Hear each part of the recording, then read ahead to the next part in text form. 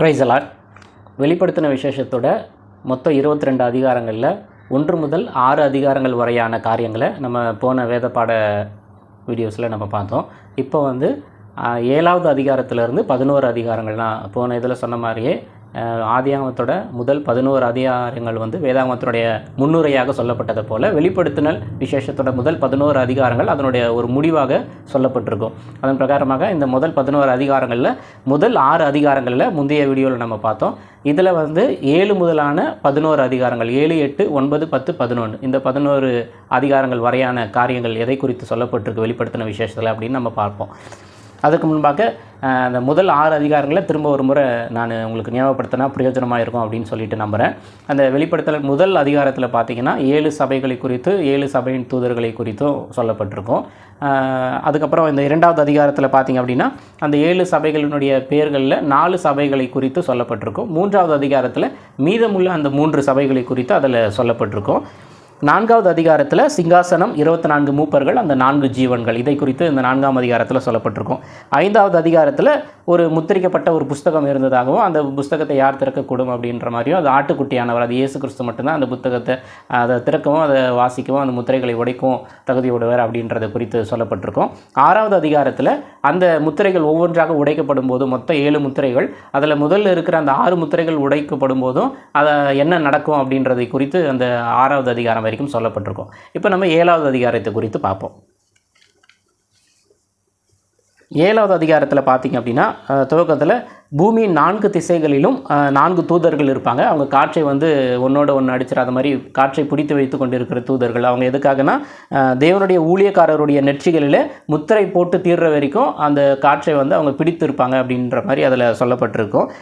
அவருடைய முத்திரை தேவனுடைய ஊழியக்காரர்களை முத்திரை போட்டு தீர்ற வரைக்கும் சேதப்படுத்தாமல் இருக்கிறதுக்காக அவங்க என்ன பண்ணிப்பாங்க 4 தூதர்கள் காற்றை பிடித்திருப்பாங்க அப்படின்னு சொல்லிட்டு இதில் முத்திரை போடப்பட்ட தேவனுடைய நபர்கள் அப்படின்னா கோத்திரத்துக்கு இஸ்ரவேல் தேசத்தில் 12 கோத்திரங்கள் இருக்கு இல்லையா, அப்படி ஒவ்வொரு கோத்திரத்துக்கும் 12,000 பேர் வீதமாக 12 × 12,000 1,44,000 பேர் தேவனுடைய முத்திரை தரித்து கொண்டவர்களாக இருப்பாங்க. அவங்க தான் அந்த 1000 வருஷம் அரசாட்சியில் அவங்க பழுகி பெருகி பூமி எங்கும் பழுகி பெருகுவாங்க. அவர்களை குறித்த அந்த காரியங்கள் இதில் சொல்லப்பட்டிருக்கும். அதுக்கப்புறம் 9வது வசனத்தில் ஒருவரும் எண்ணக்கூடாத திரளான கூட்டம் ஜனங்கள் வெள்ளை அங்கி தரித்து இருப்பாங்க. 14ஆம் வசனத்தில் அவங்க மிகுந்த உபத்திரவத்திலிருந்து வந்தவர்கள் அப்படின்னு சொல்லிட்டு அதை குறித்து போடப்பட்டிருக்கும். 16, 17 இனி அவர்கள் பசி தாகம் எதுவுமே அடைய மாட்டாங்க, தேவன் அவர்களுடைய கண்ணீர் யாவையும் துடைப்பார் அப்படின்ற காரியங்களை குறித்து இதில் கூறப்பட்டிருக்கும். இப்போ 7வது அதிகாரத்தில் காற்றை பிடித்து இருக்கிற 4 திசையில் இருக்கிற அந்த 4 தூதர்கள் காற்றை பிடித்து கொண்டு இருப்பாங்க. 7வது அதிகாரத்தில் காற்றை 4 தூதர்கள் பிடித்திருப்பாங்க. அவங்களுடைய தேவனுடைய ஊழியக்காரருடைய நெற்றிகளில் முத்திரை போட்டு தீர்ற வரைக்கும் எந்த சேதமும் படுத்தாமல் இருக்கிறதுக்காக அவங்க பிடித்திருக்கிறதா சொல்லப்பட்டிருக்கும். அதே சமயத்தில் இஸ்ரவேல் அந்த கோத்திரத்திற்கு 12,000 பேர் வீதமாக 1,44,000 பேர் தேவனுடைய பிள்ளைகளாக என்ன பண்ணுவாங்க தேவனுடைய ஊழியக்காரராக தேர்ந்தெடுக்கப்படுவாங்க அப்படின்னு சொல்லிட்டு அதில் குறிப்பிடப்பட்டிருக்கு. 9வது வசனத்தில் திரள் கூட்டமான ஜனங்கள் வெள்ளையங்கி தரித்து அவங்க அந்த மிகுந்த உபத்திரவத்திலிருந்து வந்தவங்க அப்படின்னு சொல்லிட்டு அதை குறித்து போடப்பட்டிருக்கும். இப்போ 8வது அதிகாரத்தில் எதை குறித்து போட்டிருக்குது அப்படின்னு சொல்லிட்டு பார்ப்போம். 8வது அதிகாரத்தில் 7வது முத்திரை உடைக்கப்படும். இது வரைக்கும் நம்ம 6வது அதிகாரத்தில் 6 முத்திரைகள் உடைக்கப்பட்டு என்ன நடக்குதுன்றது வரைக்கும் பார்த்தோம். 7வது அதிகாரத்தில் ஒரு இடைப்பட்ட ஒரு சில காரியங்களை அதில் சொல்லப்பட்டிருக்கு. அந்த 1,44,000 பேர் குறித்த காரியங்களும் அந்த 4 தூதர்கள் குறித்த காரியங்களும் 7வது அதிகாரத்தில் சொல்லப்பட்டிருக்கு. 8வது அதிகாரத்தில் தான் அந்த கடைசி 7வது முத்திரை உடைக்கப்படுகிறது குறித்து சொல்லப்பட்டிருக்கு. அந்த 7வது முத்திரை உடைக்கப்படும் போது ஒரு அரை மணி நேரம் பரலோகத்தில் ஒரு அமைதியாக இருக்கும் அப்படின்னு சொல்லிட்டு அதுக்கப்புறம் 7 தூதர்கள் 7 எக்காலங்களை உடைய 7 தூதர்கள் வருவாங்க. ஒவ்வொருத்தருமே ஒவ்வொரு எக்காலம் ஊதும் போதும் என்ன காரியங்கள் நடக்குது அப்படின்றதை குறித்து தான் 8வது அதிகாரத்தில் சொல்லப்பட்டிருக்கும். அதில் இந்த 8வது அதிகாரத்தில் முதல் 4 எக்காலம் ஊதுறதை குறித்து சொல்லப்பட்டிருக்கும். 9வது அதிகாரத்தில் 5வது 6வது எக்காலத்தை குறித்து சொல்லப்பட்டிருக்கும். 10வது அதிகாரத்தில் பார்த்தீங்கன்னா 7வது எக்காலம் ஊதும் போது அதனுடைய ரகசியம் வெளிப்படும் அப்படின்னு சொல்லிட்டு சொல்லப்பட்டிருக்கும். நம்ம 11 வரைக்கும் இந்த வேத பாடத்தில் நம்ம பார்க்க போகிறோம். அந்த 11வது அதிகாரத்தில் பார்த்தீங்கன்னா 15வது வசனத்தில் 7வது தூதன் எக்காலம் ஊதினான் அப்படின்னு சொல்லிட்டு அந்த 7ஆம் தூதன் எக்காலம் ஊதும் போது ராஜ்யம் ராஜ்யங்கள் வந்து தேவனுடைய கண்ட்ரோலில் வந்துருச்சு அப்படின்ற மாதிரி அதில் சொல்லப்பட்டு இதோட முடிக்குது. இப்போ நம்ம அந்த 8வது அதிகாரத்தை பார்த்தோம் அப்படின்னா 8வது அதிகாரத்தில் அரை மணி நேரம் அமைதலுக்கு பின்பாக அந்த 7 தூதர்கள் வந்து 7 எக்காலங்களை ஊதுவாங்க. இதில் முதல் எக்காலம் ஊதப்படும் போது இரத்தம் கலங்கின கல்மலை அக்கினி பூமியில் மரங்கள் மேலே விழும். இதில் 3ல் 1 பங்கு மரங்கள் வந்து வெந்து போயிடும் அப்படின்னு சொல்லிட்டு போடப்பட்டிருக்கு. இப்போ பொதுவாகவே நம்மளுக்கு ஒரு நல்ல காற்றோட்டத்துக்கு வெப்பம் இல்லாமல் இருக்கணும்னா மரங்களை வெட்டக்கூடாது அப்படின்னு சொல்லிட்டு சொல்லுவோம். மரங்கள் எந்த அளவுக்கு இருக்கோ அந்த அளவுக்கு வந்து நல்ல காற்றோட்டம் இருக்கும் அப்படின்னு சொல்லிட்டு சொல்லுவோம். அந்த நியாயத்தீர்ப்பு காரியங்கள் நடக்கும்போது தேவனுடைய அந்த கோபாக்கினை டைமில் வந்து பார்த்திங்கன்னா முதல் எக்காலம் ஊதும்போது ரத்தம் கலந்த கல்மலை அக்கினி இதெல்லாம் வந்து பூமியில் வந்து மரங்கள் மேலே 3ல் 1 மரங்களை வந்து சேதப்படுத்திடும். இதனால் நிறைய பாதிப்புகள் நிறைய உபாதைகள் வந்து அந்த டைமில் வந்து என்ன பண்ண ஏற்படும். 2வது எக்காலம் ஊதப்படும் போது ஒரு பெரிய மலை போன்ற ஒன்று சமுத்திரத்தில் போடப்படும். அதில் 3ல் 1 பங்கு ரத்தமாக மாறிடும். சமுத்திரம்னா கடலில் 3ல் 1 பங்கு ரத்தமாக மாறிடும். அந்த சமுத்திரத்தில் இருக்கிற சிருஷ்டிகள் அதில் இருக்கிற ஜீவன்கள் அதில் இருக்கிற உயிர்கள் எல்லாமே 3ல் 1 பங்கும் கப்பல்களில் 3ல் 1 பங்கும் சேதம் அடைஞ்சிரும் அப்படின்னு சொல்லிட்டு இந்த 2வது எக்காலம் ஊதப்படும் போது இது நடக்கிற காரியத்தை குறித்து போடப்பட்டிருக்கு. அப்புறம் 3வது எக்காலம் ஊதும்போது ஒரு பெரிய நட்சத்திரம் தீவெட்டி போல ஆறுகளிலும் நீரூற்றுகளிலும் தீவெட்டி போல பெரிய நட்சத்திரம் வரும். அதுக்கு அந்த நட்சத்திரத்துக்கு வந்து எட்டி அப்படின்னு சொல்லிட்டு பேர். இதனால் தண்ணீர்களில் 3ல் 1 பங்கு கசப்பாக மாறிடும் அப்படின்னு சொல்லிட்டு வேதாகமத்தில் சொல்லப்பட்டிருக்கு. 8வது அதிகாரம் 10வது வசனத்தை வாசிக்கிறேன். 3ஆம் தூதன் எக்காலம் ஊதினான். அப்பொழுது பெரிய நட்சத்திரம் தீவெட்டி போல எரிந்து வானத்திலிருந்து விழுந்தது. அது ஆறுகளில் 3ல் 1 பங்கின் மேலும் நீரூற்றுகளின் மேலும் விழுந்தது. அந்த நட்சத்திரத்திற்கு எட்டி என்று பெயர். அதனால் தண்ணீர்களில் 3ல் 1 பங்கு எட்டியைப் போல கசப்பாயிற்று. இப்படி கசப்பான தண்ணீரினால் மனுஷரில் அநேகர் செத்தார்கள் அப்படின்னு சொல்லிட்டு இதில் வேதத்தில் சொல்லப்பட்டிருக்கு. இப்போ அந்த முதல் எக்காலம் ஊதப்படும் போது ரத்தம் கலந்த கல்மலை அக்கினி இது பூமியில் மரங்கள் மேலே விழுறதுனால மரங்களில் 3ல் 1 பங்கு வந்து வெந்து போயிடும். 2வது எக்காலம் ஊதப்படும் போது அதில் வந்து சமுத்திரத்தில் பெரிய மலை போன்ற ஒன்று வந்து சமுத்திரத்தில் விழும். அதனால் 3ல் 1 பங்கு ரத்தமாக மாறிடும். இதனால் சமுத்திரத்தில் இருக்கிற கப்பல்களில் 3ல் 1 பங்கு சேதமடையும். அதில் கடலில் இருக்கிற ஜீவன்களில் உயிர்களில் அதில் 3ல் 1 பங்கு வந்து அதுவும் வந்து இறந்துரும் அப்படின்ற மாதிரி போட்டிருக்கு. அப்புறம் 3வது வந்து ஒரு பெரிய நட்சத்திரம் தீவெட்டி போல ஆறுகளிலும் நீரூற்றுகளிலும் விழும் அப்படின்னு சொல்லிட்டு போட்டிருக்கு. இதில் ஆறுகளில் 3ல் 1 பங்கு வேஸ்ட் நாசமாயிடும். நீரூற்றுகளில் 3ல் 1 பங்கு வீணாக போயிடும். எல்லாமே கசப்பாக மாறிடும். அந்த நட்சத்திரத்துக்கு எட்டி அப்படின்ற பேர். எட்டி அப்படின்னா கசப்பு அப்படின்றத பொருள்படும். தண்ணீரில் 3ல் 1 பங்கு எல்லாமே கசப்பானதுனால இதில் நிறைய அதை குடிக்கிற நிறைய ஜனங்கள் வந்து என்ன பண்ணுவாங்க, நிறைய பேர் இறந்துருவாங்க, அநேகர் இறந்துருவாங்க அப்படின்னு சொல்லிட்டு இந்த 3 எக்காலத்தை குறித்து சொல்லப்பட்டிருக்கு. 4வதாக ஒரு எக்காலம் ஊதப்படும் போது சூரியனில் 3ல் 1 பங்கு வந்து சேதமடையும், இருட்டாயிடும் அப்படின்னு சொல்லிட்டு போடப்பட்டிருக்கு. அதே மாதிரி சந்திரன்லேயும் 3ல் 1 பங்கு சேதமடையும், இருட்டாயிடும் அப்படின்னு சொல்லிட்டு சொல்லப்பட்டிருக்கு. நட்சத்திரங்கள்லேயும் 3ல் 1 பங்கு சேதமடையும், இருட்டாகும் அப்படின்னு போடப்பட்டிருக்கு. அந்த பகலில் 3ல் 1 பங்கு பிரகாசம் இல்லாமல் மாறிடும் அப்படின்னு சொல்லிட்டு போடப்பட்டிருக்கு. அதே மாதிரி இரவுலேயும் 3ல் 1 பங்கு, இரவில் இருக்கிறதே கொஞ்சம் பிரகாசம் தான் இருக்கும், அந்த இரவில் இருக்கிற அந்த இருட்லேயும் 3ல் 1 பங்கு இன்னும் பிரகாசம் இல்லாமல் மாறிடும் அப்படின்னு சொல்லிட்டு சொல்லப்பட்டிருக்கு. அதோட தொடர்ந்து வந்து இது வரைக்கும் 4 எக்காலங்கள் ஊதப்பட்டிருக்கு இல்லையா. இனி ஊதப்பட போகிற மற்ற 3 எக்காலங்கள், மொத்தம் 7 எக்காலங்கள், அதில் 4 எக்காலங்கள் குறித்து சொல்லப்பட்டிருக்கு. இனி ஊதப்பட போகிற 3 எக்காலங்கள்னால ஐயோ அப்படின்னு சொல்லிட்டு இந்த வசனங்களில் சொல்லப்பட்டிருக்கு. இது வரைக்கும் அந்த 8வது அதிகாரங்களில் சொல்லப்பட்டிருக்கு. அடுத்ததாக 9வது அதிகாரத்தில் பார்த்தோம் அப்படின்னா 9வது அதிகாரத்தில் 5வது எக்காலம் ஊதப்படுறதை குறித்து சொல்லப்பட்டிருக்கு. 5வது எக்காலம் ஊதப்படும் போது ஒரு நட்சத்திரம் வந்து விழுந்ததாக சொல்லப்படுது. அது பாதாள குழியின் திறவுகோல் கொடுக்கப்பட்டது. பெருஞ்சூளையிலிருந்து புகை வந்து அதில் மூலமாக ஒரு வெட்டுக்கிளி வருவதாக சொல்லப்படுகிறது. இந்த வெட்டுக்கிளி வந்து முத்திரையை தரிக்காதவங்களை, அதாவது தேவனுடைய முத்திரையை தரிக்காதவரை சேதப்படுத்த, தேவ முத்திரையை தரித்த அந்த 1,44,000 பேரை தவிர்த்து மற்றவங்களை வந்து சேதப்படுத்துறதுக்கு 5 மாதம் அதுக்கு வந்து அதை வேதனைப்படுத்த அதற்கு வந்து அதிகாரம் கொடுக்கப்பட்டது. அந்த டைமில் மனுஷங்க வந்து சாவை தேடியும் காணாதிருப்பார்கள் அப்படின்னு சொல்லிட்டு 9-6வது வசனத்தில் வந்து அது கூறப்படப்பட்டு இருக்கு. 13வது வசனத்தில் 6வது எக்காலம் ஊதப்படுறதை குறித்து சொல்லப்பட்டிருக்கு.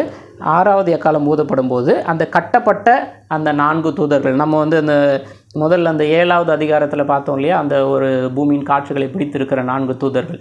அந்த 7வது அதிகாரத்தில் காற்றை பிடிச்சு வச்சிருக்க சொன்ன அந்த தூதர்கள் இப்போ இந்த 9வது அதிகாரத்தில் அந்த காற்றை வந்து அவிழ்த்து விட சொல்லி அவங்களுக்கு சொல்லப்பட்டிருக்கு. அவங்க வந்து 1/3 மனிதரை கொலை செய்வதற்கு அவங்களுக்கு வந்து அதிகாரம் கொடுக்கப்படுது. அந்த 4 தூதர்களும் வந்து 1 மணி நேரத்துக்கு, அதாவது ஒவ்வொருத்தரும் அவங்களுக்கு கொடுக்கப்பட்ட அதிகாரங்கள். ஒருத்தர் வந்து 1 மணி நேரத்துக்கும், ஒரு தூதன் வந்து 1 நாளுக்கும், இன்னொரு தூதன் 1 மாதத்துக்கும், இன்னொரு தூதன் 1 வருஷத்துக்கும், இப்படியாக அவருடைய வந்து 1/3 ஜனங்களை கொலை செய்யும்படியாக அவங்களுக்கு வந்து என்ன பண்ணுது, அதிகாரம் கொடுக்கப்படுது அப்படின்னு சொல்லிட்டு பார்க்குறோம். அவருடைய ஒரு குதிரை சேனையாகிய இராணுவ தொகை வந்து 20 கோடி பேர் இருந்ததாக அதில் வந்து சொல்லப்பட்டிருக்கு. கொல்லப்படாத மற்ற மனிதர்கள் வந்து 20வது வசனத்தில் பார்த்தீங்க அப்படின்னா, கொல்லப்படாத மற்ற மனிதர்கள் வந்து மனம் திரும்பவில்லை அப்படின்னு சொல்லிட்டு அது வேதத்தில் சொல்லப்பட்டிருக்கு. இப்போ 10வது அதிகாரத்தில் எதை குறித்து, இது எல்லாமே 9வது அதிகாரத்தில், அதாவது 9வது அதிகாரத்தில் 5வது எக்காலமும் 6வது எக்காலமும் நடக்கும்போது, ஊதப்படும் போது என்ன நடக்குது, எக்காலம் ஊதும்போது அங்கே என்ன நடக்குது அப்படின்றத சொல்லப்பட்டிருக்கு. 10வது அதிகாரத்தில் 7வது எக்காலம் ஊதப்படும் போது தேவனுடைய ரகசியம் வெளிப்படும் அப்படின்ற ஒரு இதோடு அது முடிஞ்சிருது 10வது அதிகாரம். 11வது அதிகாரத்தில் பார்த்திங்க அப்படின்னா, புறஜாதியார் வந்து அந்த 42 மாதம் வந்து புறஜாதியார் வந்து அந்த எருசலேம் அந்த பகுதியை வந்து மிதிப்பாங்க அப்படின்னு சொல்லிட்டு அதில் சொல்லப்பட்டிருக்கு. அந்த 42 மாதம் அப்படின்றது கிட்டத்தட்ட 3.5 வருஷங்களை அது குறிக்கும். அந்த டைமில் திரும்பவும் 2 சாட்சிகளை குறித்தும் அங்கே வந்து இந்த 11வது அதிகாரத்தில் சொல்லப்பட்டிருக்கு. அவங்க 1260 நாட்கள் வந்து தீர்க்க தரிசனம் சொல்லுவாங்க அப்படின்னு சொல்லிட்டு, இதுவும் அந்த 3 வருஷத்தை குறிக்கும். இப்போ இவங்க 2வது சொல்லப்பட்ட அந்த 2 சாட்சிகள் வந்து அடுத்ததாக வரக்கூடிய அந்த மகா உபத்திரவ காலத்தினுடைய முடிவில் 2வது 3 வருஷம் இருக்கு இல்லையா, மகா உபத்திரவ காலம், அந்த டைமில் தான் இந்த 2 சாட்சிகள் வந்து அவங்களுடைய சாட்சிகளை வந்து சொல்லி முடித்திருப்பாங்க அப்படின்னு சொல்லிட்டு சொல்லப்பட்டிருக்கோம். இதில் 11ல் 14வது வசனம் பார்த்தீங்கன்னா, 2ஆம் ஆபத்து கடந்து போயிடுச்சு அப்படின்னு சொல்லிட்டு சொல்லுவாங்க. இந்த 2ஆம் ஆபத்துன்றது இனி ஊதப்படுகிற 3 எக்காலங்கள்னு ஐயோ அப்படின்னு சொல்லிட்டு நம்ம முந்தைய வசனங்களில் பார்த்தோம் இல்லையா, 8வது அதிகாரத்தில். இதில் 9வது அதிகாரம் 12வது வசனத்தில் பார்த்தீங்கன்னா, 1ஆம் ஆபத்து கடந்து போயிடுச்சு, இனி வரப்போகிற 2 ஆபத்துகள் அப்படின்னு சொல்லிட்டு 9, 12 மட்டும் நான் வாசிக்கிறேன்.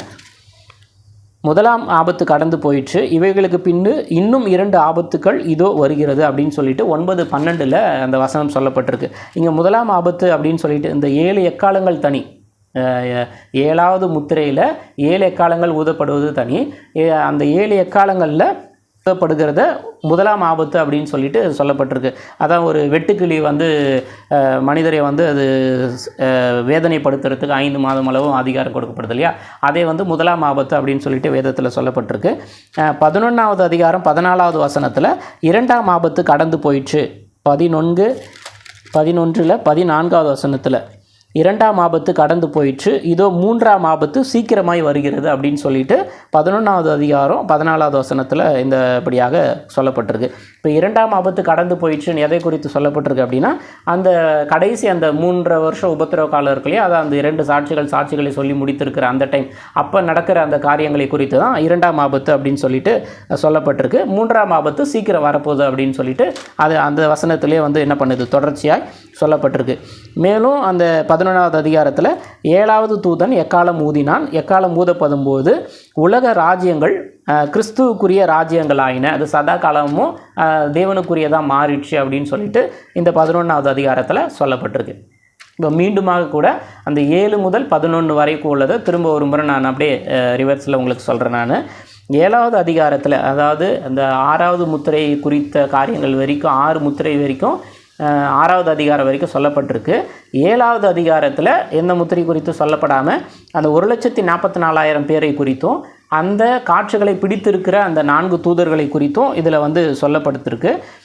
அப்புறம் ஒருவரும் எண்ணக்கூடாத திரள் கூட்டமான ஜனங்கள் வெள்ளை அங்கி தரித்திருக்கிறவங்க, அவங்க மிகுந்த உபத்திரவத்திலிருந்து வந்தவங்க அப்படின்னு சொல்லிட்டு இனி அவங்களுக்கு 16, 17 வசனத்தில் 7, 16, 17 இனி அவங்களுக்கு பசிதாகம் எதுவும் நடக்காது, தேவன் அவங்களுடைய கண்ணீர் யாவையும் துடைப்பார் அப்படின்னு சொல்லிட்டு இந்த 7வது அதிகாரத்தில் அந்த 1,44,000 பேரை குறித்தும் அதிலிருந்து மிகுந்த உபத்திரவத்திலிருந்து வந்த ஒரு திரள் கூட்ட ஜனங்கள், வெள்ளையங்கை தரித்திருக்கிற ஒரு திரள் கூட்ட ஜனங்களை குறித்தும் அந்த 7வது அதிகாரத்தில் சொல்லப்பட்டிருக்கு. 8வது அதிகாரத்தில் அந்த கடைசி 7வது முத்திரை வந்து உடைக்கப்படுது. அந்த 7வது முத்திரை உடைக்கப்படும் போது அரை மணி நேரம் அமைதல் உருவாகுது.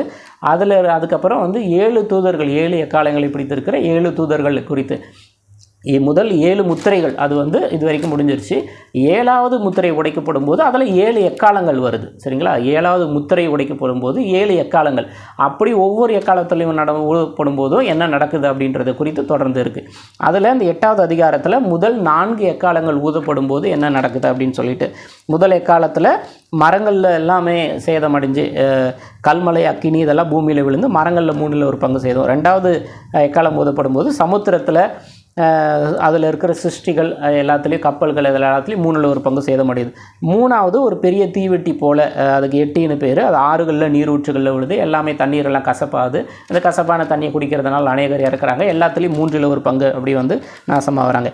அதுலேயும் 4வது காலம் ஊதப்படும் போது சூரியனில், சந்திரனில், நட்சத்திரங்களில், பகலில், இரவில் எல்லாத்துலேயுமே 3ல் ஒரு பங்கு இன்னும் என்ன பண்ணுது, சேதமடையுது, இருளாகுது அப்படின்றத குறித்து இந்த 8வது அதிகாரத்தில் சொல்லப்பட்டிருக்கு. 9வது அதிகாரத்தில் இதில் 4 எக்காலங்கள், 8வது அதிகாரத்தில் 4 எக்காலங்கள் வரைக்கும் சொல்லப்பட்டிருக்கு இல்லையா? 9வது அதிகாரத்தில் 5வது எக்காலம், 6வது எக்காலம் அது 2 குறித்து சொல்லப்பட்டிருக்கு. 5வது எக்காலத்தில் ஒரு நட்சத்திரம் விழுந்தது. அது பாதாள குழியின் திறவுகள் கொடுக்கப்பட்டது. அதான் அந்த வெட்டுக்கிளி வந்து அந்த முத்திரை, தேவனுடைய முத்திரை தரிக்காதவர்களை வந்து அவங்களை வந்து வேதனைப்படுத்தும்படியாக அவங்களுக்கு வந்து 5 மாதம் அவங்களுக்கு அதிகாரம் கொடுக்கப்படுறத குறித்து அதில் சொல்லப்பட்டிருக்கு. அந்த டைமில் மனுஷங்க வந்து சாவை தேடியும் செத்தே போயிடலான்னு நினச்சா கூட அந்த டைமில் சாவ முடியாது. அது எப்போனா, இது வந்து உபத்திரவ காலத்தில் கிடையாது. இது வந்து அந்த உபத்திரவ காலம் அந்த முடிகிற அந்த முடிஞ்ச டைமில் நடக்க போகிற அந்த தேவனுடைய அந்த கோபாக்கினை காரியங்கள் இருக்கு இல்லையா? அந்த தேவனுடைய கோபாக்கினை காரியங்கள் நடக்கிற அந்த டைமில், அந்த எக்காலங்கள் ஊதப்படுகிற அந்த டைமில் மனுஷ சாவை தேடியும் செத்து போகணுன்னு நினச்சா கூட சாவ முடியாது அப்படின்னு சொல்லிட்டு 9வது அதிகாரம் 6வது வசனத்தில் இது குறித்து அந்த வசனம் சொல்லப்பட்டிருக்கு. 13வது வசனத்தில் 6வது எக்காலம், அந்த கட்டப்பட்டிருக்கிற அந்த 7வது அதிகாரத்தில் நம்ம பார்த்த அந்த காற்றை பிடித்திருக்கிற அந்த தூதர்கள் கட்டவிழ்த்து விடுறதை பற்றி சொல்லப்பட்டிருக்கு. அதில் 3ல் ஒரு பங்கு மனிதர்களை கொலை செய்யும்படியாக 1 மணி நேரத்துக்கும், 1 நாளுக்கும், 1 மாதத்துக்கும், 1 வருஷத்துக்கும் இப்படியாக அந்த 4 தூதர்கள் வந்து உள்ள காரியங்களை குறித்து சொல்லப்பட்டிருக்கு. 1 முதல் நம்ம பார்த்த அந்த 11 அதிகாரங்கள் வரைக்குமான காரியங்களை இப்போ திரும்ப ஒரு முறை அப்படியே நம்ம தொடர்ந்து பார்த்துருவோம். 1வது அதிகாரத்தில் பார்த்திங்க அப்படின்னா இந்த 7 சபை குறித்து சொல்லப்பட்டிருக்கு. ஆசியாவில் உள்ள 7 சபைகளுக்கு எழுதுகிறதாவது அப்படின்னு சொல்லிட்டு, அந்த 7 பொன் குத்து விளக்குகள் 7 சபையை குறிக்கிறதாகவும், அந்த 7 நட்சத்திரங்கள் 7 சபையின் தூதரை குறிக்கிறதாகவும் 1வது அதிகாரத்தில் கூறப்பட்டிருக்கு. 2வது அதிகாரத்தில் பார்த்திங்க அப்படின்னா அந்த 7 சபையில் முதல் 4 சபை குறித்து மட்டும் சொல்லப்பட்டிருக்கு. எபேசு, சிமிர்னா, பெர்கமு, தேத்துரா, அந்த 4 சபை அதோடைய நிறைக்குறைகள் குறித்து. 3வது அதிகாரத்தில் மீதமுள்ள அந்த 3 சபைகளை குறித்து சொல்லப்பட்டிருக்கு. சர்தை சபை, பிலதெல்பியா சபை, லவோதிக்கியா சபை. 5வது, 6வது, 7வது சபைகளை குறித்து இந்த 3வது அதிகாரத்தில் சொல்லப்பட்டிருக்கு. 4வது அதிகாரத்தில் பார்த்திங்கன்னா சிங்காசனம், 24 மூப்பர்கள், 4 ஜீவன்கள், இதை குறித்து இந்த 4வது அதிகாரத்தில் சொல்லப்பட்டிருக்கு. அடுத்ததாக 5வது அதிகாரத்தில் பார்த்திங்கன்னா ஒரு முத்திரிக்கப்பட்ட ஒரு புஸ்தகம் இருந்ததாகவும், அது யாரும் திறக்க முடியாதுன்ற மாதிரியும், அது ஆட்டுக்குட்டியானவர் மட்டும்தான் திறக்க முடியும் அப்படின்றது குறித்து இந்த 5வது அதிகாரத்தில் சொல்லப்பட்டிருக்கு. அது ஆட்டுக்குட்டியானவருக்கு 7 கொம்புகள் இருந்தது, அந்த 7 கண்கள் இருந்தது. அந்த 7 கண்களும் பூமி எங்கும் அனுப்பப்படுகிற தேவனுடைய 7 ஆவிகள் அதை குறித்து சொல்லப்பட்டிருக்கும். அதில் 11வது வசனத்தில் 1000 10,000 தூதர்கள் இருக்கிறதை குறித்தும் அதில் 5வது அதிகாரத்தில் சொல்லப்பட்டிருக்கும். இப்போ 6வது அதிகாரத்தில் பார்த்திங்கன்னா அந்த முத்திரிக்கப்பட்ட புஸ்தகத்திலிருந்து ஒவ்வொரு முத்திரையாக ஆட்டுக்குட்டியானவர் உடைப்பார். ஒவ்வொரு முத்திரை உடைக்கும் போதும் என்ன நடக்குது அப்படின்றத குறித்து சொல்லப்பட்டிருக்கும். மொத்தம் அதில் 7 முத்திரைகள் உண்டு. இந்த 6வது அதிகாரத்தில் முதல் 6 முத்திரைகளை குறித்து மட்டும் சொல்லப்பட்டிருக்கும். அதில் முதல் முத்திரையில் வெள்ளை குதிரை வரும், 2வது முத்திரையில் சிவப்பான குதிரை, 3வது முத்திரையில் கருப்பு நிற குதிரை, 4வது வந்து மங்கின நிறம் உள்ள குதிரை. இந்த இப்போ நம்ம 3வது முத்திரையின் காலத்தில் இருக்கட்டும். இப்போ நம்ம ஃபேஸ் பண்ண போகிறது அடுத்து வர இருக்கிறது 4வது முத்திரையின் காலம். அந்த 4வது முத்திரையின் காலத்தில் பூமியில் இருக்கிற ஜனங்களில் மொத்த 1/4 பங்கு ஜனங்கள் வந்து இறந்து போயிடுவாங்க அப்படின்னு சொல்லிட்டு அந்த 4வது முத்திரையின் காலத்தை குறித்து சொல்லப்பட்டிருக்கு. 4 விதமான மரணங்களில் எழுப்பாங்க. ஒன்று வந்து பட்டயம், இன்னொன்று வந்து பஞ்சம், சாவினாலும் துஷ்ட மிருகங்களினாலும். இந்த 4 விதமான காரியங்கள் மூலமாக பூமியில் கால்வாசி ஜனங்க என்ன பண்ணிடுவாங்க, இறந்துருவாங்க. அப்புறம் ஐந்தாவது இந்த நான்காவது முத்திரையினுடைய முடிவு டைமில் தான் ரகசிய வருகை இருப்பதற்கான வாய்ப்பு இருக்குது அப்படின்னு சொல்லிட்டு நம்ம முன்னே பார்த்துருந்தோம். ஐந்தாவது முத்திரை உடைக்கப்படும் போது அதில் கொல்லப்பட்ட ஆத்துமாக்கள் இன்னும் எது வரைக்கும் பழியாங்க இருப்பீங்க அப்படின்னு சொல்லிட்டு கேட்பாங்க.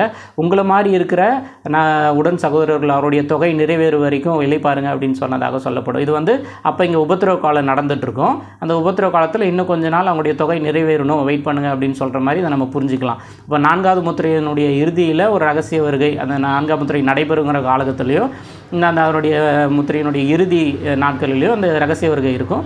ஐந்தாவது முத்திரை வந்து அந்த உபத்திரவ காலம் நடக்கிறத குறித்து சொல்லப்பட்டிருக்கு. ஆறாவது முத்திரை வந்து பூமி மிகவும் அதிர்ந்தது, வானம் சுருட்டப்பட்ட புஸ்தகம் போல போனது அப்படின்ற அந்த அந்த உபத்திரவ காலம் முடிகிற ஸ்டேஜுக்கும் அவர் வருகிறவருடைய இரண்டாம் வருகைக்கும் இடைப்பட்ட சமயத்தில் நடக்கக்கூடிய அந்த காரியங்களை தான் வந்து இந்த ஆறாவது முத்திரையின் டைமில் சொல்லப்பட்டிருக்கு. இன்னொரு விதத்தில் அந்த ஆறாவது முத்திரையில் அது தேவனுடைய கோபாக்கிலே தேவனுடைய நியாயத்தீர்ப்பு, வெள்ளை சிங்காசன நியாயத்தீர்ப்புன்றது வேறு. இப்போ அந்த முத்திரை வாங்கினவங்களுக்கு, அந்த 666 முத்திரை தரித்தவங்களுக்கான சில உபத்திரவங்கள்லாம் இருக்குது. அந்த காரியங்கள்லாம் நடைபெறுகிறது இந்த ஆறாவது முத்திரையின் டைமில் வந்து இந்த காரியங்கள் நடைபெறும். ஏழாவது அதிகாரத்தில் எதை குறித்து சொல்லப்பட்டிருக்கு அப்படின்னா, அந்த பூமியின் 4 திசைகளிலும் காற்றை பிடித்திருக்கிற அந்த 4 தூதர்களை குறித்து. காற்று அப்படின்றது வெறுமனே அடிக்கிற காற்று மட்டும் கிடையாது. இப்போ இருக்கிற எல்லா டெக்னாலஜி எல்லாமே, எல்லா சமூக வலைதளங்களும் நம்மளுடைய டேட்டாஸ் எல்லாமே இந்த காற்றின் மூலமாக தான் வந்து செயல்படுகிறது. நம்ம யூஸ் பண்ணுற நெட்டு எல்லாமே அது மூலமாக தான் இருக்குது. நம்முடைய தகவல்கள் எல்லாமே அரசாங்க தகவல்களாகட்டும், மற்ற நம்மளுடைய பண பரிவர்த்தனைகளாகட்டும், எல்லா காரியங்களுமே இப்போ எல்லாம் டெக்னாலஜி மூலமாக இந்த காற்றை பேஸ் பண்ணி தான் இருக்குது. ஸோ அந்த மாதிரியான காற்றாகவும் நம்ம இதை புரிந்து கொள்ள முடியும். அந்த காற்றை பிடிக்கிற 4 தூதர்கள் அந்த டைமில் வந்து இதில் 7வது அதிகாரத்தில் 3 விஷயங்களை வந்து மையப்படுத்தி சொல்லப்பட்டிருக்கு. ஒன்று வந்து இந்த பூமி 4 திசைகளிலும் காற்றை பிடித்திருக்கிற அந்த தூதர்கள். அப்போ அந்த 1,44,000 பேர் வந்து அந்த டைமில் இப்போ நம்மளால் ஒரு மனுஷனை ஈஸியாக கண்டுபிடிச்சிட முடியும். அப்போ அந்த இன்னும் நாட்கள் போக போக டெக்னாலஜி ரொம்ப அட்வான்ஸாக இருக்கும். அந்த பூமியில் டெக்னாலஜிக்கு மறைவாக யாருமே இருக்க முடியாது. எப்படியாச்சும் நம்மளை ட்ரேஸ் பண்ணி பிடிச்சிருவாங்க. அப்போ அந்த 1,44,000 பேரை வந்து பூமியில் இருப்பாங்க அப்படின்னா, அப்போ அந்த காற்றை பிடித்தால் மட்டும்தான் என்ன பண்ண முடியும், அதாவது இந்த டெக்னாலஜி கொஞ்சம் அது கண்ட்ரோல் எடுத்தால் மட்டும்தான். அப்படி கூட இந்த நம்ம வந்து புரிஞ்சுக்கலாம். 3 விஷயங்களை குறித்து சொல்லப்பட்டிருக்குன்னு சொன்னோம் இல்லையா. ஒன்று வந்து அந்த 4 திசைகளில் காற்றை பிடித்திருக்கிற அந்த 4 தூதர்கள், அதாவது தேவனுடைய முத்திரை தரிக்கிறவங்க முத்திரையை தரிக்கிற வரைக்கும் வெயிட் பண்ணுங்கள். இப்போ சேதப்படுத்தினா அவங்களும் சேதமாயிடுவாங்க. அதனால் அந்த காற்றை வந்து பிடிச்சு வச்சுக்கங்க, முத்திரை தரிக்கிற அவங்களுடைய இலக்கம் வந்து ஆகட்டும் அப்படின்ற மாதிரி அந்த பொருள் படும். இன்னொரு விஷயத்தை கேட்டிங்கன்னா, அதே அந்த டைமில் அந்த 7வது அதிகார டைமில் 1,44,000 பேர், அதாவது அந்த உபத்திரவ காலத்தினுடைய அந்த முடிவின் போது 1,44,000 பேர் அந்த ரெடியாக இருப்பாங்க. இன்னொரு பக்கம் பார்த்திங்கன்னா அந்த 1,44,000 பேர் தான் 1000 வருஷ அரசாட்சியில் பழுகி பெருகி பூமியை வந்து இது பண்ணுவாங்க. இன்னொரு பக்கம் வந்து ஒருவரும் எண்ணக்கூடாத திரள் கூட்ட ஜனங்கள், வெள்ளையங்கி தரித்தவர்கள், இவங்க வந்து மகா உபத்திரவத்திலேருந்து வந்தவங்க. அந்த உபத்திரவ காலத்திலிருந்து ஒரு கூட்ட ஜனங்கள் வந்து கிறிஸ்துவுக்காக ரத்த சாட்சியாய் மறித்து என்ன பண்ணுவாங்க, ஏன்னா அதுதான் கடைசி சான்ஸு. 666ன்ற முத்திரையை வாங்கக்கூடாது அப்படின்றது தான் கடைசியாக கொடுக்கக்கூட ஒரே ஒரு சான்ஸு. அந்த சான்ஸை மிஸ் பண்ணிட்டோம் அப்படின்னா நரகம் தான். அதனால் இதுதான் லாஸ்ட்டு சான்ஸ் அப்படின்றதுனால, ஒருவேளை இது வரைக்கும் உணர்வு இல்லாதவங்க அந்த உபத்திரவ காலத்தில் இருக்க நேர்ந்தால் அவங்க என்ன பண்ணுவாங்க, தங்கள் ஜீவனையும் பாராமல் ரத்த சாட்சியாக மறித்து என்ன பண்ணுவாங்க, அந்த வெள்ளையங்கி தரித்திருக்கிற அந்த கூட்டத்தில் இருப்பாங்க. இன்னொரு காரியத்தை குறித்து சொல்லப்பட்டிருக்கு அப்படின்னா, ஒருவரும் எண்ணக்கூடாத திரள் கூட்ட ஜனங்கள். அதான் அந்த 3 காரியங்கள் சொன்னோம் இல்லையா. அந்த 7வது அதிகாரத்தில் 3 காரியங்களை மையப்படுத்தி சொல்லப்பட்டிருக்கு. 6வது அதிகாரத்தில் அந்த 6வது முத்திரை உடையிற டைம் வந்து அந்த உபத்திரவ காலம் முடிகிற ஸ்டேஜுக்கும் அவர் வருகைக்கு முன்னாடி நடக்க போகிற அந்த இடைப்பட்ட காரியங்கள் தான் அந்த 6வது முத்திரை. இந்த 7வது அதிகாரத்தில் எதை குறித்து சொல்லப்பட்டிருக்குன்னா, அந்த இடைப்பட்ட டைமில் என்னென்ன ஒரு 3 விஷயங்களை மையப்படுத்தி சொல்லப்பட்டிருக்கு. அந்த டைமில் வந்து அந்த 3 விஷயங்களை, ஒன்று வந்து 4 தூதர்கள் காற்றை பிடித்திருப்பாங்கன்னு சொல்லப்பட்டிருக்கு. அவங்களுடைய முத்திரை போடுற வரைக்கும் தேவனுடைய ஊழியக்காரருடைய நெற்றிகளில் போட்டு தீரும் அளவுக்கும் அந்த காற்றை பிடிச்சிருப்பாங்க. அப்போ தான் அவங்க வந்து ரகசியமாக இருக்க முடியும் பூமியில். அந்த விஷயத்தை 1,44,000 பேர் குறித்து சொல்லப்பட்டிருக்கும். இன்னொன்று வந்து அந்த 4 தூதர்களை குறித்து சொல்லப்பட்டிருக்கும். மூன்றாவது காரியம் வந்து ஒருவரும் எண்ணக்கூடாத திரள் கூட்ட ஜனங்கள் வந்து இரத்த சாட்சியாய் மரித்து வெள்ளை அங்கி தரித்து இருப்பாங்க அப்படின்றது குறித்து சொல்லப்பட்டிருக்கும். இந்த 3 காரியங்கள் இந்த 7வது அதிகாரத்தில் சொல்லப்பட்டிருக்கும். 8வது அதிகாரத்தில் பார்த்தீங்கன்னா அந்த 7வது முத்திரை உடைக்கிறது குறித்து சொல்லப்பட்டிருக்கும். 6வது அதிகாரத்தில் 6 முத்திரைகள் வரைக்கும் சொல்லப்பட்டிருக்கும். 7ல் அதுக்கு இடைப்பட்டு நடக்கிற ஒரு 3 விஷயங்களை சொல்லப்பட்டிருக்கும். 8வது அதிகாரத்தில் அந்த 7வது முத்திரை உடைப்பதை குறித்து சொல்லப்பட்டிருக்கும். அந்த 7வது முத்திரை உடைந்ததுக்கப்புறம் ஒரு அரை மணி நேரம் அமைதல் இருக்கும் பரலோகத்தில். அதுக்கப்புறம் 7 எக்காலங்களையுடைய 7 தூதர்கள், ஒவ்வொரு தூதர்களும் எக்காலம் ஊதும்போது என்னென்ன நடைபெறுது அப்படின்னு சொல்லிட்டு சொல்லப்படுறோம். இந்த எக்காலங்கள் ஊதும்போது பூமியில் அப்போ இருக்கிற ஜனங்களுக்கு நடக்க போகிற உபத்திரவங்களை குறித்து தான் அந்த 7 எக்காலங்களுமே சொல்லப்பட்டிருக்குது. அதில் முதல் எக்காலத்தில் நம்ம அது குறித்து பார்த்துருக்கோம். முதல் எக்காலத்தில் ரத்தம் கலந்த கல்மலை, அது வந்து மரங்களில் 3ல் ஒரு பங்கு சேதாகும். 2வது ஒரு பெரிய மலை போன்ற சமுத்திரத்தில் போட்டு அது 3ல் ஒரு பங்கு ரத்தமாக மாறிடும், சமுத்திரத்தில் இருக்கிற சிருஷ்டிகள் இறந்துடும் அப்படின்றதாக. 3வது காலத்தும் ஒரு பெரிய நட்சத்திரம் தீவெட்டி போல் ஆறுகளிலும் நீரூற்றுகளிலும் விழும்.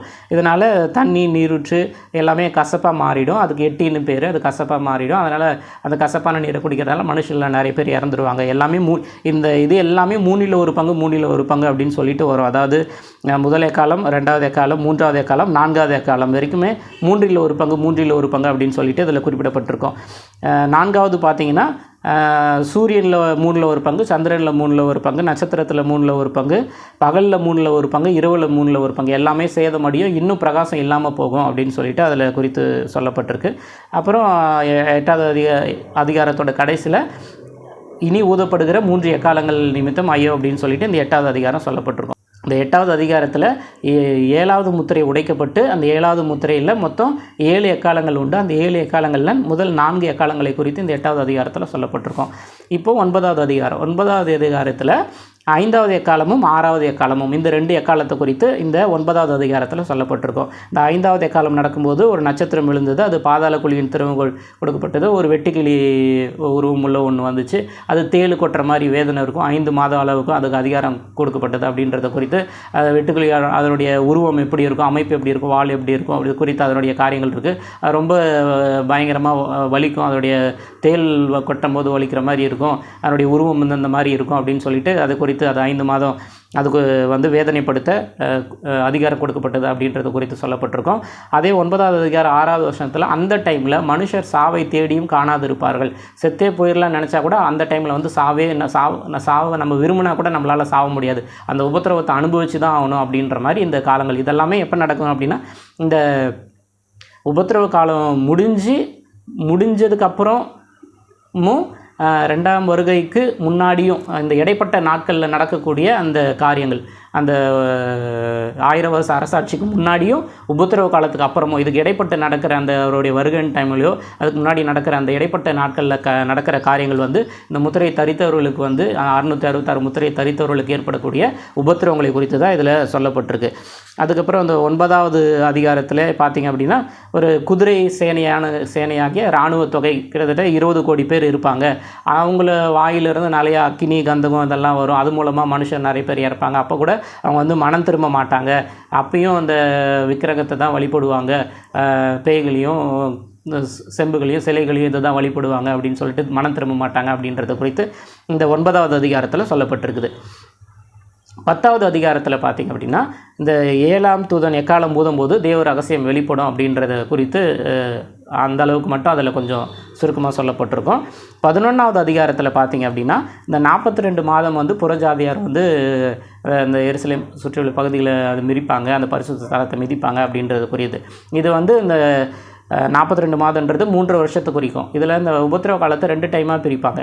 உபத்திரவ காலம், மகா உபத்திரவ காலம். முதல் 3 வருஷத்தை உபத்திரவ காலம் மட்டும், அடுத்த 3 வருஷத்தை மகா உபத்திரவ காலமும் அப்படின்னு சொல்லிட்டு பிரிப்பாங்க. அதனால் எனக்கு தெரிஞ்ச மாதிரி இது வந்து 2வது இருக்கிற அந்த மகா உபத்திரவ காலத்தில் தான் புறஜாதியார் மிதிக்கிறதுக்கு வாய்ப்பு இருக்குது. ஏன்னா ஃபஸ்ட்டு எருசலேம் தேவாலயம் கட்டப்படும் போது அதில் வந்து எடுத்த உடனே புறஜாதியார் வரத்துக்கு வாய்ப்பு இல்லை. அப்போ முறை எருசலேம் தேவாலயம் கட்டப்பட்டு 3 வருஷம் வந்து அவங்க மட்டும் அதில் இஸ்ரவேலர்கள் மட்டும் அந்த பரிசுத்த தேவாலயத்தை அவங்க இது பண்ணுறது அந்த காரியங்கள் நடக்கும். அதே சமயத்தில் உலகத்தில் வேறு விதமான உபத்திரவங்களும் நடந்துகிட்ருக்கும். அந்த பாதி அந்த 7 வருஷத்தில் பாதி நடக்கும்போது தான் பாலாக்கு மறுவறுப்பு நடக்குது. அப்போ புறஜாதியார் உள்ளே வந்து மிதிக்கிறதுக்கான வாய்ப்புகள் இருக்குது. அது அப்படி எனக்கு புரிதலுக்கு அப்படி தான் இதை புரிஞ்சிக்க முடியுது.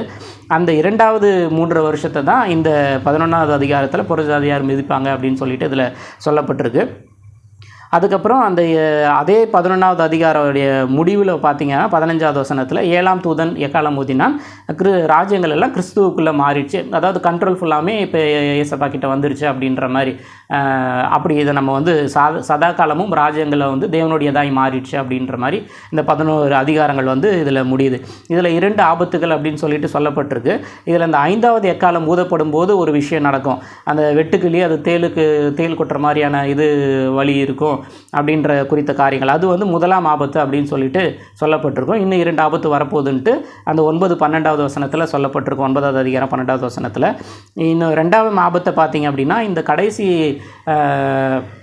11வது அதிகாரத்தில் 14வது வசனத்தில் தான் 2ஆம் ஆபத்து கடந்து போயிடுச்சு. இந்த 2ஆம் ஆபத்துன்னு எதை குறித்து சொல்லப்பட்டிருக்கு அப்படின்னா அதே வசனத்தில் 3ஆம் ஆபத்து சீக்கிரம் வருதுன்னு போட்டிருக்கோம். 2ஆம் ஆபத்து வந்து அந்த கடைசி 3 வருஷம் இருக்கு இல்லையா, அதான் அந்த டைமில் தான் 2 சாட்சிகள், அதான் அந்த புறஜாதியார் மிதிக்கிற டைமு ப்ளஸ் வந்து அந்த 2 சாட்சிகள் வந்து தேவனுடைய அந்த சாட்சிகளை சொல்லி முடித்திருக்கிற டைமு.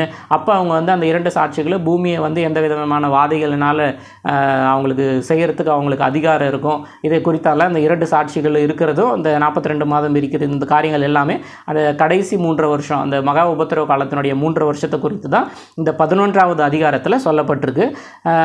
அதே 11, 14வது வசனத்தில் 11வது அதிகாரம் 14வது வசனத்தில் 2ஆம் ஆபத்து கடந்து போயிடுச்சு, 3ஆம் ஆபத்து சீக்கிரம் வருகிறது அப்படின்னு சொல்லிட்டு 3ஆம் ஆபத்தை குறித்து சொல்லப்பட்டிருக்கு. அது 3ஆம் ஆபத்துன்றது எதை குறித்து இருக்குது அப்படின்றது குறித்து நம்ம அடுத்து உள்ள காரியங்களில் பார்ப்போம். இப்போ 1 முதல் 11 அதிகாரங்கள் வரைக்கும் உள்ள காரியங்களை நம்ம இதில் வந்து பார்த்துருக்கோம். இது ஓரளவுக்கு உங்களுக்கு புரிஞ்சிருக்கும் அப்படின்னு சொல்லிட்டு நினைக்கிறேன்.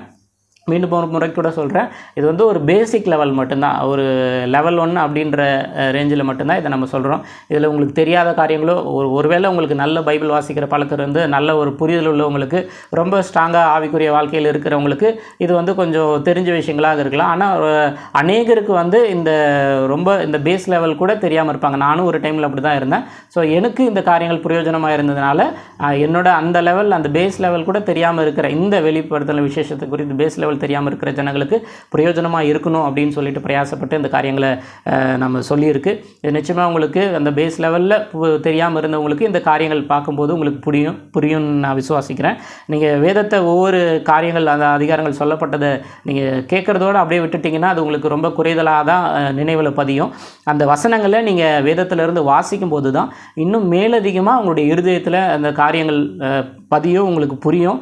இன்னும் நீங்கள் கேட்குறத விட நீங்கள் கேட்டுட்டு இதை வாசிக்கும்போது இன்னும் அதிகமான விஷயங்களை நீங்கள் புரிஞ்சுக்கிறதுக்கு ஆவியானவர் உங்களுக்கு உதவி செய்வாராக. இது உங்களுக்கு பிரயோஜனமாக இருந்தால் மற்ற நபர்களுக்கு இதை என்ன பண்ணுங்கள், ஷேர் பண்ணுங்கள். கர்த்தர் உங்களை ஆசீர்வதிப்பாராக.